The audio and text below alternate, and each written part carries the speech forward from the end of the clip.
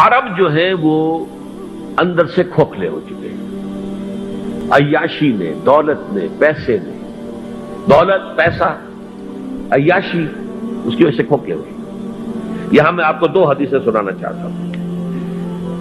سنن ابن ماجہ کی روایت ہے حضرت ابو ہریرہ سے رضی اللہ تعالی عنہ، قال قال رسول اللہ صلی اللہ علیہ وسلم اذا وقعت الملاحم بعث اللہ بعثا من الموالی هم اکرم العرب فرسا واجودہ سلاحا یوید اللہ بہم الدین، رواہ ابن ماجہ عن ابی ہریرہ رضی اللہ تعالی عنہ۔ جب ملاحم کا دور شروع ہوگا تو اللہ تعالیٰ اٹھائے گا ایک لشکر یا لشکروں پر لشکر موالی میں سے۔ موالی کون ہے؟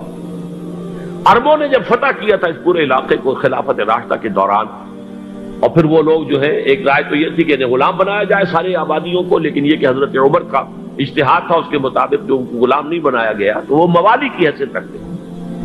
عربوں میں دم نہیں ہے، موالی میں سے لشکر اٹھیں گے کہ جو در حقیقت حضرت مہدی کی حکومت کو قائم کرے گی۔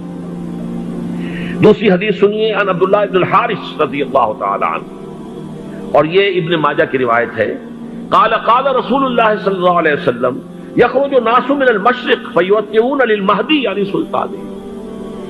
لشکر نکلیں گے، لوگ آئیں گے مشرق سے، اور وہ حضرت مہدی کی حکومت کو جمائیں گے اور قائم کریں گے۔ اب ذرا نوٹ کیجئے کہ جزیرہ نما عرب کے مشرق میں کون سے ملک ہیں؟ تین: ایران، افغانستان، پاکستان۔ یہ تین سالڈ مسلم ممالک، مسلم آبادی اکثریت۔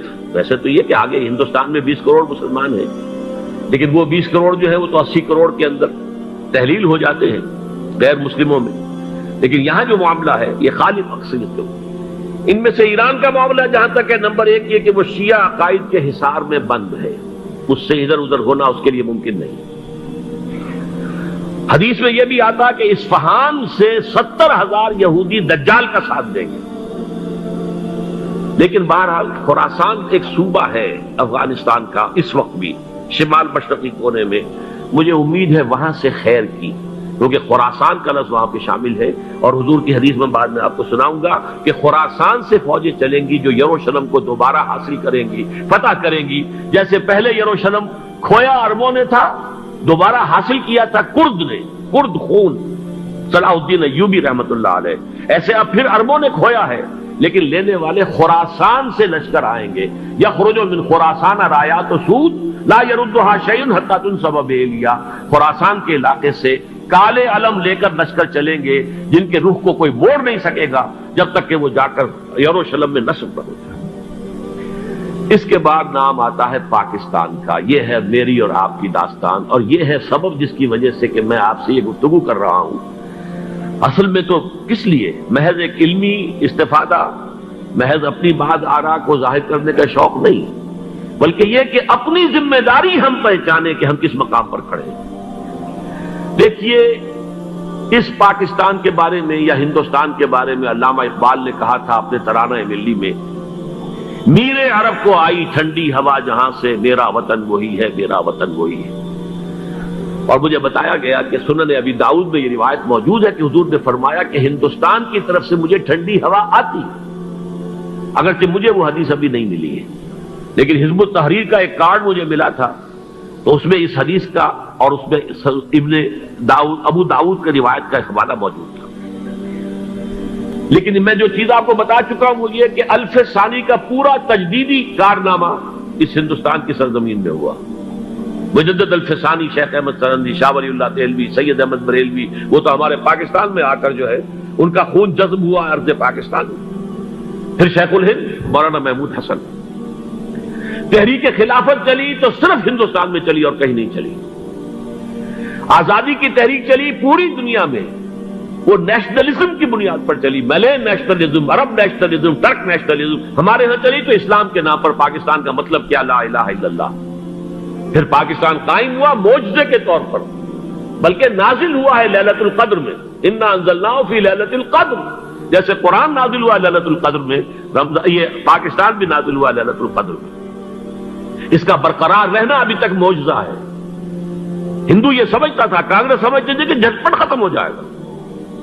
پھر یہ کہ اس کا قرارداد مقاصد کا پاس ہو جانا، مزید بھی اور اضافی دفعات دستور میں آ جانا، اب کمرشل انٹرسٹ کو ربا قرار دے کر حرام قرار دینا، یہ سارے لینڈ مارکس ہیں کہ جو اشارہ کر رہے ہیں کسی چیز کی طرف، معاملہ کدھر جا رہا ہے۔ پھر یہ کہ یہ جو 14ویں صدی کے مجدد تھے شیخ الہند، اس کے بعد سے کچھ ایسی شخصیتیں عظیم پیدا ہوئی ہیں ہند میں، جن کو میں سمجھتا ہوں کہ 14ویں صدی کے مجدد اور 15ویں صدی کے مجدد کے درمیان یہ 15ویں صدی کے مجدد کی راہ کو سیدھا کرنے والے، جیسے کہ حضرت یحییٰ نے کہا تھا میں تو آنے والے کا راستہ سیدھا کر رہا ہوں حضرت عیسیٰ کے لیے، ایسے ہی 15ویں صدی کے لیے امام مہدی کے لیے راستہ صاف کرنے والے سب سے پہلے علامہ اقبال، جنہوں نے اسلام کا تصور دین کی حیثیت سے دوبارہ زندہ کیا ہے، ورنہ اسلام ایک مذہب کی شکل اختیار کر چکا تھا۔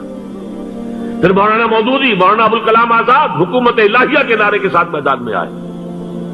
یہ اقبال نے جو تصور پیش کیا تھا اس پر عملی جد و جہد کے لیے حزب اللہ قائم ہوئی۔ نوٹ کر لیجئے 11 برس کا فرق ہے عمر کا علامہ اقبال کے اور ابوالکلام کے، اور 1913 میں جب حزب اللہ قائم کی ہے اس وقت علامہ اقبال کی ملی شاعری اپنے عروج کو پہنچ چکی تھی۔ پھر یہ کہ علامہ اقبال کے بعد تعمیل جو ہے اس کام کی وہ ابوالکلام نے کی، لیکن روایتی علماء کی شدید مخالفت کی وجہ سے وہ بددل ہو کر چھوڑ گئے، کانگریس میں شامل ہو گئے، بساط جو ہے حزب اللہ کی انہوں نے لپیٹ دی۔ پھر مولانا مودودی آئے، انہوں نے وہ ڈور جو ہے اس کا سرا تھاما، جماعت اسلامی قائم کی حکومت الہیہ ہی کے قیام کے لیے، اگرچہ میرے نزدیک یہ کہ وہ انتخابی اور ایک قومی سیاست کی ایک جماعت بن کر پاکستان میں جو ہے دلدل میں پھنس گئی ہے۔ اب ہم اس کی کوشش کر رہے ہیں، تنظیم اسلامی اور یہ تحریک خلافت جس کے تحت یہ جلسہ ہو رہا ہے، یہ ساری چیزیں وہ ہیں کہ آپ کو سوائے پاکستان کے اور کہیں نہیں ملیں گی پوری دنیا میں۔ معلوم ہوتا ہے کہ پاکستان کو بہت بڑا رول پلے کرنا ہے اس میں، اور اس کے ساتھ اب جمع کر لیجئے افغانستان کی عمارت افغانستان، اسلامی عمارت افغانستان قائم ہو چکی ہے۔ یہ پچھلے 20 سالوں میں جو کچھ وہاں ہوتا رہا ہے اس سے پہلے تصور نہیں ہو سکتا تھا۔ کابل جو ہے وہ تو جیسے پیرس کا تمدن تھا ویسے کابل کا تھا، وہی لباس، وہی سکرٹس۔ یہاں جب آئے تھے شاہ ساحل ظاہر شاہ سرکاری دورے پر تو ان کی جو ملکہ صاحبہ تھی ان کے ساتھ وہ سکرٹ میں ملبوس تھی۔ کابل جو ہے وہ بالکل ایک پیرس کی طرح کا شہر تھا۔ آج کابل جو ہے جا کر دیکھیے، علامہ اقبال کے فرزند بھی دیکھ کر آئے ہیں، تو اگرچہ وہ خود میں سمجھتا ہوں کہ خاصے انہیں آپ لبرل کہیں، آزاد خیال کہیں، لیکن اس درجے متاثر ہو کر آئے تھے کہ انہوں نے یہ کہا افغانستان میں جو میں نے حالات دیکھے ہیں کہ اگر 2-4 اور مسلمان ملکوں کے اندر یہ نظام قائم ہو جائے تو پوری دنیا مسلمان ہو جائے گی۔ یہ سب کچھ کیسے ہو رہا ہے؟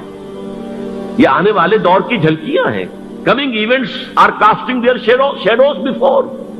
یہ سب بتا رہے ہیں کہ پاکستان افغانستان کو مل کر اس میں کوئی عظیم رول پلے کرنا ہے، اور اس کے ضمن میں اب میں علامہ اقبال کے بارے میں آخری بات کہہ رہا ہوں۔ علامہ اقبال کے بارے میں عام یہ خیال ہے، انہوں نے اپنے خطبات میں مہدی کا اور نزول مسیح کا، حالانکہ میں کل پڑھ رہا تھا مولانا سعید احمد اکبر آبادی رحمۃ اللہ علیہ کا ایک مقالہ ان کا کہ علامہ اقبال نے ابن خلدون کے بارے میں یہ کہا ہے کہ مہدی کا اور نزول عیسیٰ کا دونوں کا انہوں نے انکار کیا ہے، حالانکہ ابن خلدون نے نزول عیسیٰ کا انکار نہیں کیا، صرف مہدی کا انکار کیا ہے۔ بہرحال علامہ اقبال نے خطبات میں انکار کیا ہے، لیکن یہ کہ اپنی شاعری کے اندر میں چیلنج کرتا ہوں کسی بڑے سے بڑے اقبال شناس کو، ان کا یہ شعر ذرا سنیے: خضر وقت از خلوت دشت حجاز آید بروں، کارواں زی وادی دور و دراز آید بروں۔ خضر وقت، امام وقت، رہنمائے وقت، قائد وقت، خلوت دشت حجاز، حجاز کی صحرا کی کسی خلوت گزینی سے نکل کر باہر آئیں گے۔ میں حیران ہوتا ہوں علامہ کے اس فکر پر اور اس مصرے پر۔ یہاں انہوں نے شیعہ اور سنی دونوں کے کانسیپٹ جمع کر دیے۔ شیعہ کا کانسیپٹ یہ چھپے ہوئے کسی غار میں وہاں سے برآمد ہوں گے، اور ہمارا کانسیپٹ میں ام سلمہ رضی اللہ تعالیٰ عنہ کی حدیث سنا چکا، چھپے ہوئے ہوں گے وہ وہاں پر، مدینے سے نکل کر آ کر مکے میں چھپ جائیں گے۔ اس خانہ جنگی کی حالت میں لوگ ان کی طرف دیکھ رہے ہوں گے، سوچتے ہوں گے انہیں میدان میں آنا چاہیے، کوئی پارٹ پلے کرنا چاہیے، امت کی رہنمائی کرنی چاہیے، لیکن وہ چھپیں گے، وہ کارے ہوں گے، وہ اس ذمہ داری کو قبول نہیں کرنا چاہیں گے، جا کے چھپ جائیں گے مکے میں، وہاں سے مکے والے انہیں نکالیں گے۔ اور وہ کاریں ہوں گے، انہیں بالکل یہ پسند نہیں ہوگا کہ یہ ذمہ داری اٹھائیں. تو خضر وقت از خلوت دشت حجاز آیت برو، کارواں زی وادی دور و دراز آیت برو. کارواں جو چلے گا ان کی مدد کے لیے اس وادی دور و دراز، اس زی عظیم وادی دور و دراز، یہ وادی سندھ ہے. وادی سندھ جو ہے ہم سمجھتے ہیں کہ صرف یہ پاکستان اور پنجاب جو ہے یہ اس میں شامل ہے. سندھ اور پنجاب نہیں، افغانستان کا پورا مشرقی علاقہ اس میں شامل ہے. جیسے دریائے جیلم سندھ میں جا رہا ہے، جیسے دریائے گلگت سندھ میں آ کر ملتا ہے، جیسے دریائے چناب اور راوی اور جیلم اور یہ سب جا رہے ہیں اور آ رہے ہیں، اسی طرح دریائے کابل کہاں سے آ رہا ہے، دریائے گومل کہاں سے آ رہا ہے، ٹوچی کہاں سے آ رہا ہے. یہ سارا جو ہے ڈرین جو ہو رہا ہے ایسٹرن جو ہے پارٹ آف افغانستان، یہ سب وادی ہے. اس وادی کے یہ دو حصے ہیں، ایک حصہ جو ہے یہ ادھر پاکستان میں ہے اور اسی وادی کا دوسرا حصہ جو ہے وہ افغانستان میں ہے. کارواں زی وادی دور و دراز آیت برو، کارواں چلے گا یہاں سے. یخرج ناس من المشرق یؤتون للمہدی یعنی سلطان ہی، مشرق سے فوجیں چلیں گی کہ جو مہدی کی حکومت قائم کریں گی.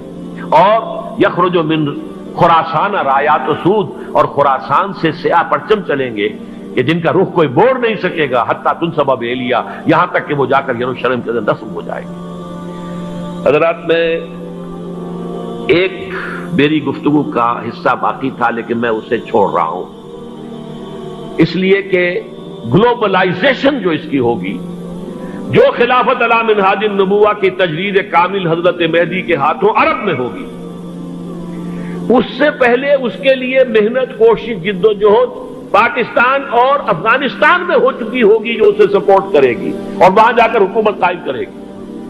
اس کے بعد گلوبلائزیشن کا جو مرحلہ اس کا ہے وہ حضرت مہدی کے ہاتھوں نہیں ہے، وہ حضرت عیسیٰ ابن مریم ان کے نزول کے بعد ہے، جن کے نزول کے بعد دجال کا خاتمہ ہوگا اور یہودیوں کا استحصال ہوگا.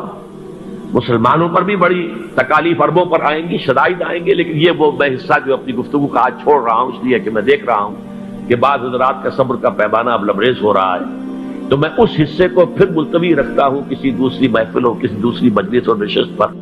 لیکن یہ کہ امام مہدی کی حکومت قائم کرنے کے لیے کون لوگ آئیں گے،